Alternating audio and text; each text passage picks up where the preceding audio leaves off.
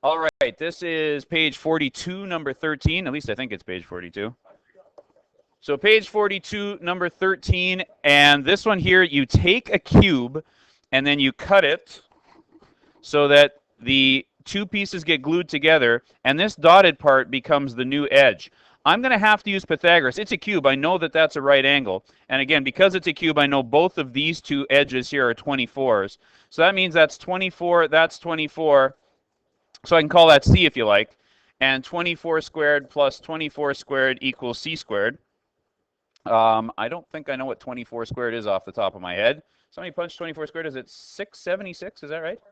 No, it's not. 25 squared, 625. So 576, is that right? Yay. So it's 576 plus 576 equals C squared. So that's 1,400, 1,500, or no, sorry, 1,052. Is that right? No? Oh, 1,000, how much? 1152. Oh, I just missed the 1. Sorry, I forgot to carry. There we go, and that's C squared. And then square root that. Now that can't, believe it or not, I know for a fact that that can't be a perfect square, that number. So I'm going to be stuck with a decimal. But you know what? That's not my final answer. So rather than work with this ugly decimal that I rounded off, I'm just going to use this as the number that I want to work with. So to me, this length of C here is the square root of 1152. If you actually punched that out and found a decimal, I have no idea what decimal it actually is. What is it? 33. Thank you very much. Somebody found that it's 33.9. Good enough, though. I know that it's the square root of that. I'm going to keep that square root just to work with it. Okay, I'm going to take a question from the floor here. What's your question? The question is, why do I have to square root it? That's the way Pythagoras works. You have to figure out what C is, but Pythagoras' formula is for C squared. So I have to figure out what C is. If you think back to doing Pythagoras back in grade 8, quick review, remember that? It's Pythagoras says that this squared plus this squared equals that squared. That's why the formula has exponents of 2 on all three sides, A, B, and C. So if I'm actually not sure what that number is, I have to actually go 3 squared plus 4 squared equals C squared. Remember that? 9 plus 16 equals C squared. 25 equals C squared. Clearly, that line could not be 25. I dare you to go make me a triangle that's 3, 4, 25. You wouldn't be able to do it. So C is the square root of 25, which would be 5. Okay. You can. Okay, I'm not saying you can't use a decimal, but I don't want to. I hate writing down decimals and then having to repunch them. That's a more accurate answer, so I'm just going to stick with it for now. So if you wanted to use 33.9 or whatever it was, go ahead, but I'm going to just use that. That's a good question. Can I use 34 instead and round it? Don't do that. You've lost accuracy in your answer. Okay, moving along. Now, I need to find this height here. So, check this out. See if this makes sense to you.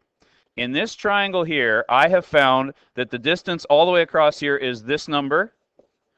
And I am now cutting that into 2 triangles so that I can find the height. Guys. Thank you. And that's a 24. So I am going to then say that height squared plus half of this number squared is equal to 24 squared. Now, I know that that looks rather imposing until you remember your power of a quotient law that says that if I'm squaring a fraction, I square the top number and I square the bottom number. So h squared plus 1152 over 4 is equal to 24 squared. All I got to do now is figure out what 1152 divided by 4 is. So h squared plus 288 is equal to 24 squared. Move that over. H squared is equal to 24 squared minus 288. What was 24 squared again? 576? Minus 288. Okay, somebody do that quick subtract for me. H squared is equal to? Is 288 doubled exactly 576? No, it can't be. Is it? Oh, that works. So h squared is equal to 288. So h is equal to the square root of 288. 288 is not a perfect square, 289 is. So it's going to be 16 point something. Beautiful. 16.9.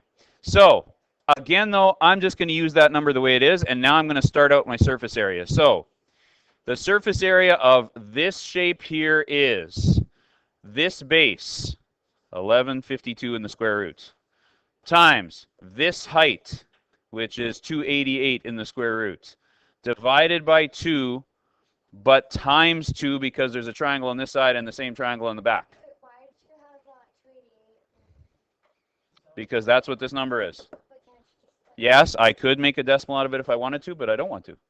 I don't want to repunch decimals in my next step. okay. I'll let the calculator do that for me. Well, it does kind of matter. You lose accuracy by writing down decimals, rounding them off, and punching them in again. So I'd rather not lose the accuracy and let my calculator do the work. So there's the surface area of the two triangles. Then I have, let's see, what do I have then? This face here is right there. So this is 24 times 24. So that's that square is still there. And there's 1, 2, 3, 4 of them.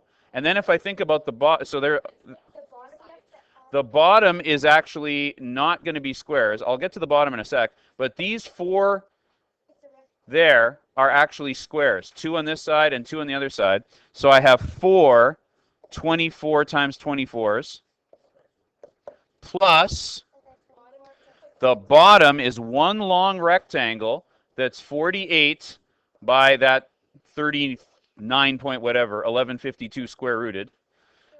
So that's going to be because doesn't those two lines add together, right? So that's 48 by 1152. And if I punch those buttons, I should get the surface area of this object. After punching buttons, we ended up with 4,509 and some change. I'll say 0.2. That's centimeters cubed. No, sorry. Centimeters squared.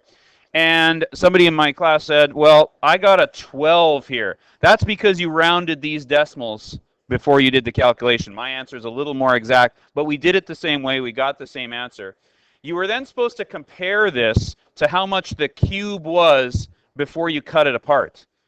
That's an easier calculation. That's why I saved it till the end. The surface area of the original cube before you cut it up was just 6 faces that are all 24 squared. That would be 3,456. So as you can see, you gained quite a bit of surface area by cutting it up and reorganizing it. Why? Because the faces that you cut that made, new surface were based on a longer line than the 24. Therefore, you increased the surface area.